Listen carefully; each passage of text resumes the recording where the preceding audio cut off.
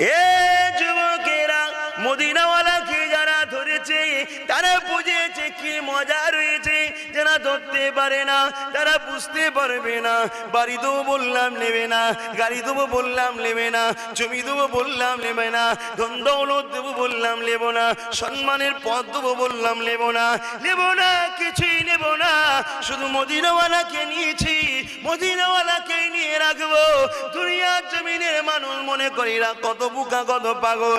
না না না বোকা, তোরা বুঝে নিবি কিয়ামতের দিনে, যেদিন মাথার এক বিগদা তিলা খাত পরে আল্লাহ পাক সূর্যকে নামিয়ে দেবে, মাথার এক বিগদা উপরে এক তিলা খাত পরে ওই দিন সূর্যে 12 গুণ তাপ বেড়ে যাবে। ওই দিন সূর্যে তাপে মানুষের মাথাগুলো খিলগুলো গলে গলে গলে গলে পড়তে লাগবে, নিজেদের পাসিনাতে নিজেরা সাঁতার কাটতে লাগবে। এ যুবকেরা, আব্বারা, তরুণেরা, ওই দিনে দুনিয়াদাররা বুঝে যাবে, দুনিয়া জালিমরা বুঝে যাবে, রসুলকে ছেড়েছে যারা তারা বুঝে যাবে, যারা মুনাফিক তারা বুঝে যাবে, যারা ইহুদি খ্রিস্টান তারা বুঝে যাবে, যারা তাদের দালালি করে তারা বুঝে যাবে। এ যুবকেরা, আব্বারা, তরুণেরা, আল্লাহ নবী জানিয়ে দিলেন ওই কিয়ামতের দিনেতে এমনও পাপ পাওয়া যাবে, নিজের ছেলেকে জমিনে শুইয়ে দিয়ে তার বুকের উপরে পা দিয়ে দাঁড়িয়ে যাবে। এমনও মা পাওয়া যাবে, নিজের মেয়েকে জমিনে শুইয়ে দিয়ে তার বুকের উপরে পা দিয়ে দাঁড়িয়ে যাবে।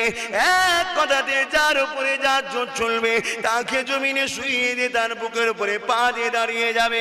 সাহাবারা কাঁদতে লাগলেন, ইয়া রাসূলুল্লাহ,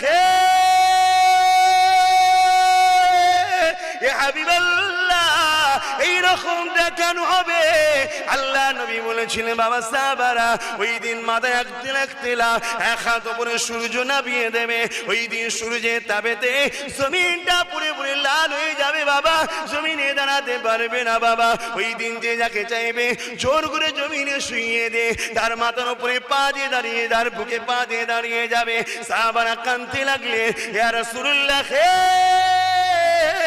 ইয়া হাবিবাল্লাহ, আমাদের কি হবে উপায়?